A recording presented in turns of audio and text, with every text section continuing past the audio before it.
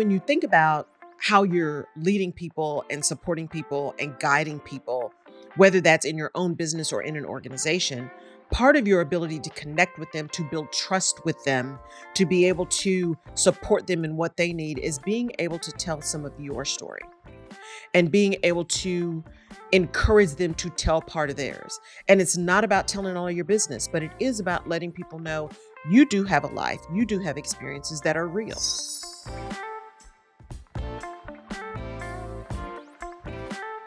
On this week's episode of The Rutledge Perspective, I want to ask you a question. And that question is, what's your story? And it's a very deep and very sincere question. And it's a question that can lead to deeper conversations, greater connections, greater productivity, and greater efficiency. When it is asked with the spirit of truly listening and understanding the other person's story. So, what brought this about? And why are we talking on this leadership podcast about somebody else's story? There is so much going on right now. And part of what the issue is a lack of appreciation for real stories, real histories, real accounts of lived experiences of people.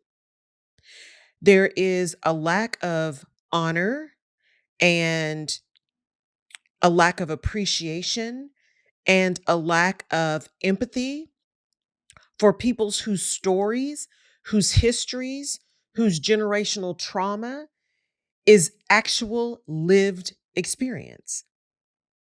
And that lack of appreciation, that lack of understanding is leading to increased trauma and increased pain, but it's also leading to a real challenge with innovation, a challenge with productivity, a challenge with efficiency, because people can't show up and be their best selves. They just can't. It's not possible to show up and be everything you can be because what you're most concerned about is being safe. And when your sole focus is on safety, it's not possible to just be in that creative space because you're hyper vigilant. So the question becomes, what is your story? And are you asking and understanding what someone else's story is and how that story relates to how they show up? As leaders, when leadership is, as it is, about behavior and not about position, we are getting things done with, through, by, and for other people. And in order to do that effectively, it's important to understand what they're bringing to the table. My dear friend Dina always says, we got to remember that you never know what race somebody else has run when they got to that building. When they showed up at that job where they're working for you, do you know what they've been through before they got there? Do you even care? And it's not about being in people's business. It's about having a level of compassion and empathy and understanding that someone's life didn't start when they got to the doorstep of your business. Someone's career didn't start necessarily when they walked in your doors. That there is a life, there are experiences beyond that 8 hours a day, 10 hours a day, 14 hours a day, whatever it is that they're spending with you. There's real life that happens beyond your bubble of what's important to you in the moment. So, what is your story? And what are you bringing to the table? And how are you bringing your whole self to the thing that you're doing? Now, I had the pleasure of being on a colleague's podcast this last week, Dr. Kamani, who is in a certification program with me. She's amazing. She's a therapist and now she's started her own business. And we had a conversation for Black women in toxic jobs who are looking to leave those toxic jobs and do something else, right? And that may be leaving a toxic job to go to a different company. It may be leaving to go start a business, whatever it is, but it's getting out of that toxic relationship. And the way it started was me explaining a little bit of my background and my story. And of course, because I am who I am, I'm looking back going, oh, there was a piece of that I should have said. But that's neither here nor there. And we were on our coaching circle last night, and the coach in the certification program said, "Hey, I was listening to this podcast. Laurel, I learned so much more about you and what you're bringing to the table. It was so good. Listening to the two of you, the conversation was amazing." And it was. We just really just vibed. And it got me to thinking that it is important, one, to know your story and to honor your own story. But it's also important to be willing to tell your story. And I hadn't thought about this in a while. Like it's been flitting around and I've been thinking about it and kind of talking about it, but it hadn't hit me deeply since October, August, sometime of 2017.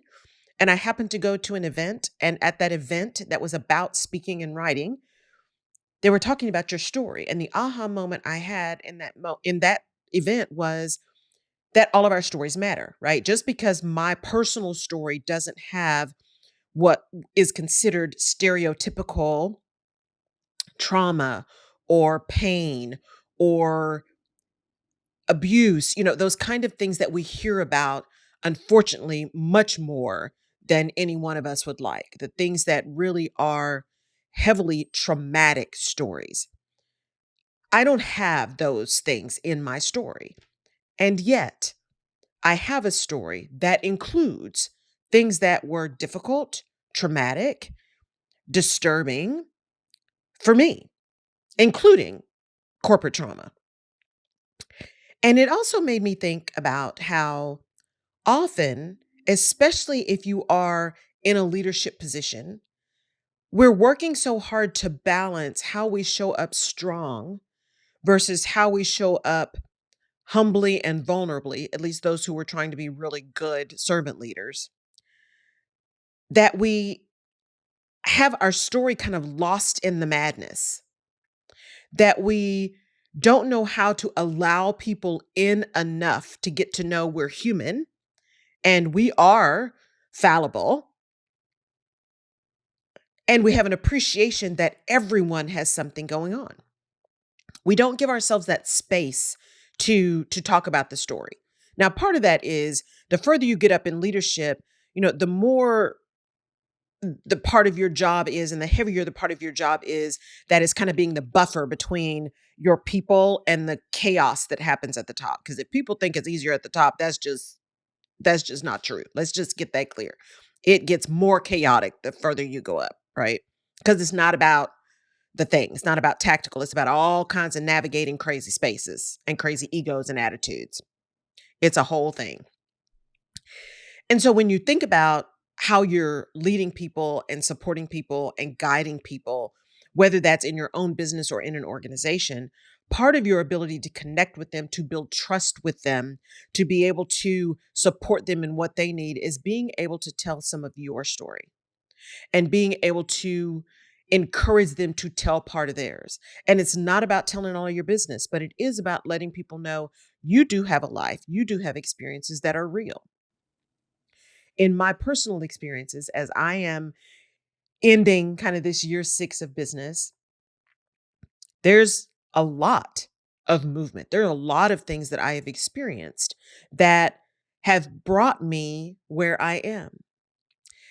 Having gone to the university, the Harvard of the South, initially for undergrad, and having that be such a traumatic experience for me to the point where I really thought I was absolutely unworthy, being followed around campuses because we looked like this, being asked why we were on campus when we were just going back to our dorms. True story, followed around by campus police, being told in classes that, if you're having trouble, you just need to tell these people that they need to come see professors early than wait until the last minute. These kind of things. Those are real experiences. Getting onto the campus, my very first day on campus.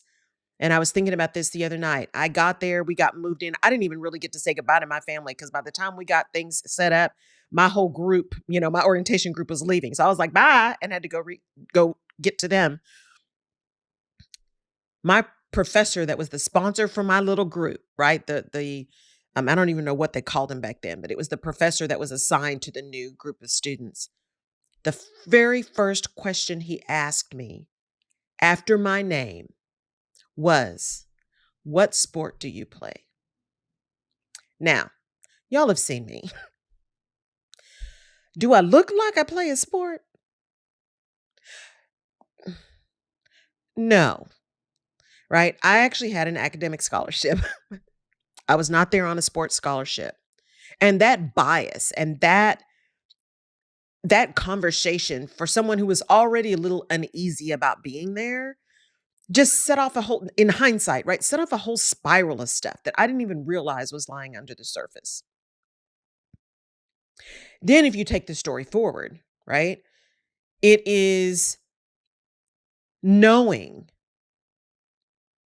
that things were not what they were supposed to be, having an inkling about we're just not going to lie about stuff. We are going to tell the truth about the stuff, right? Tell the truth, shame the devil. That's what we're going to do. About showing up in spaces, asking questions to truly understand the answer so that a solution can be designed and implemented. Having a true heart for dealing with issues that have nothing to do with me. I'm just trying to get to the solution. And being that genuine around is not about me. I really want to throw all the things up against the wall. Let's come up with the best solution. If it's mine, great. If it's not, fine. Let's just get the right thing done. And being genuine in that space and recognizing that so many people around me weren't. That it really was about their idea being the thing and credit being given to them. About showing up in spaces where people truly believed that it was only the best and brightest that were promoted. And standing up in that room full of people who truly believe that and saying, that's not true.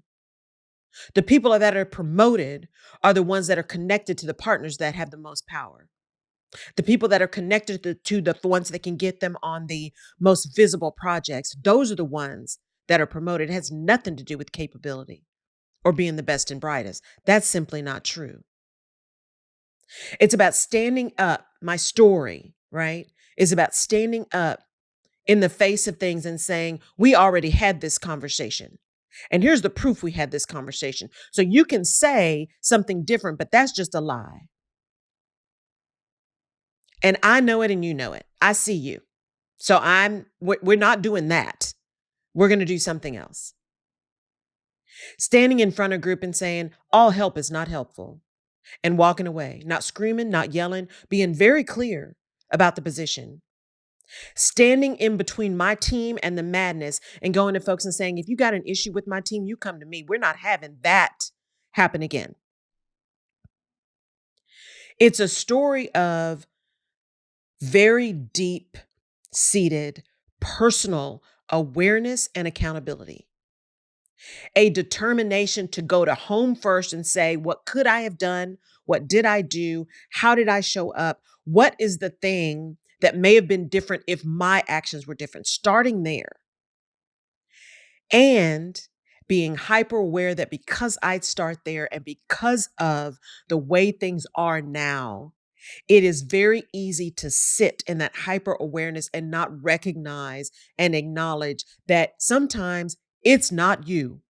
It really is them. It really is a toxic environment. It's an environment that does not have your safety first. It's a recognition that we have moved so far away from stakeholders and into shareholders that we get all head up about people are our greatest asset, but then we can't say assets about people. And are we working at home? We're not working at home. People can't do anything if they're working at home. We got to be able to see them. My story is one of we're going to stand up and speak truth to power. I'm going to sit in that room where people are yelling and screaming and saying ugly things. And I'm going to stand there and I am going to respond in a way that gets my point across clear. And then I'm going to go back to my team and give them the information that they need and not the trauma that I experienced. My story is one of standing up. My story is one of saying no. My story is one of saying, you know what? I have a choice. I absolutely have a choice and I am not crazy. And my story is one of saying, you know what? I know this is what everyone thinks should be done.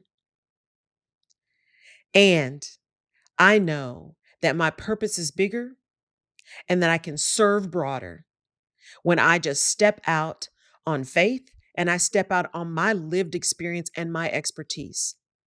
When I come back and get grounded on who I am and where I am and whose I am, and know that I am delivering value based on my experience and my expertise, based on my genius that says I can see dots, not only that people don't see, but much less can connect.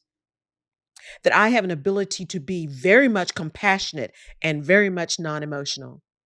That I understand that it is business first and people always. And you can have that tough conversation without being nasty. My story is one of believing that those choices are important and those choices are power. And those choices enable us to move forward towards the things that we say we really want. And a story of understanding that we are not free from the consequences of the choices we make. And to say that we are and to act as if we are not accountable for those is absolutely unacceptable. And I will call it out every time. And I will call it out unashamed. And I will call it out not fearful of the consequences of speaking out. My story is also one of being very clear of who I am. I'm not a marcher, right? I'm not a protester. I'm not going to get out and do those things, but I am going to talk. I'm going to spend my money in places that I know support and uplift what I believe in, which means I don't buy at Chick-fil-A. I don't shop at Hobby Lobby. And I'm no longer going to Buc-ee's, except to use the clean bathrooms, right? It may be just my dollars, but I allow my dollars and my actions to support what I say I'm doing and where I say I'm going. My story is one of doing the best I can every day with being aligned. And so, my question to you is, what is your story? And how are you telling people your story so that they can understand one, you're human too, you're fallible too. You have questions, you have confusion, and you also have expertise and genius. You have an ability to make change and to make things happen. You have an ability to uplift and change the world and make an impact. You have that in you.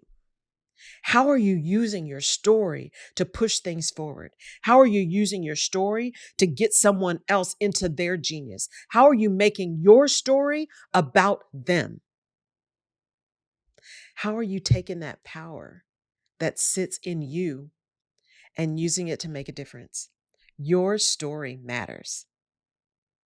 Your story is your story. It is not everyone else's story. It's not the comparison story, right? Comparison is a killer. Your story is uniquely yours, and it is uniquely beautiful, and is uniquely painful, and is uniquely triumphant. Your story makes you who you are and enables you to do the things that you do. And so in this podcast this week, I want you to think about how you're using your story to impact, right? Your testimony, your lived experience, your expertise to impact someone else. And how are you using your story to give yourself a pump up when you need it? How are you sitting strong in what you have overcome? How are you celebrating how far you've come? How are you celebrating the impact you have made so far? Because tomorrow is not promised. And I will guarantee you that you have touched someone, probably people you don't even know, because someone's always watching. So I encourage you to tell your story. I'm determined to do a better job of telling much more of mine as my little introverted, empathic, keep your stuff to yourself person, right? I'm going to tell more of mine because I know that in my story, someone else is seeing possibility. And I know that I am here for a greater purpose than to just take up space. I am here to make a difference and here to make an impact. And so are you. So this week and going forward, make a commitment to tell your story. And I would love to hear your story. Send me a DM. What's a really great thing that you have experienced and overcome? What's a great thing that you've accomplished? What goal did you put out there that was impossible and you made it? I would love to hear about that. Let's pump each other up. It is celebration time. Let's talk about the things that we do really well and let people know. Now, for those of you who are business owners, you founded a business and you are ready to understand your story, sit back in your story and take this business to the next level because you're starting to feel that things are getting unwieldy. The team isn't kind of where you want them to be and you love them, but it's not working and something's disconnected about where you're going and people don't seem to understand and something's off. Reach out to me. I am your Chief Navigation Officer, helping you navigate the space from founder to CEO, taking your genius that already exists, reconnecting it to your story so that you can move specifically, directly, and with intention into that CEO role to build this business as big or as broad or as deep or as wide as you want it to be. Send me a message through LinkedIn, send me a message through IG, reach out on my website and connect with me and let's get on a call and let's see how I can help you move forward and make the impact that you want to make. I am here to serve. Thank you, as always, for tuning in to the Rutledge Perspective podcast. I appreciate every listen, every download. If there's something specific you want me to talk about, want me to cover, please let me know. I will add it to the list and we will make it happen. In the meantime, I'll catch you on the radio show Tuesday mornings, live 10 a.m. And then just about every other Thursday, the second and fourth Thursday of the month, I'm doing Fireside. So keep an eye out for that because that one's a little iffy on the scheduling, but having some great guests come on Fireside, and I'd love to have you join me there live in the audience to ask some questions. Have a great week. Go tell your story. Take care. Bye.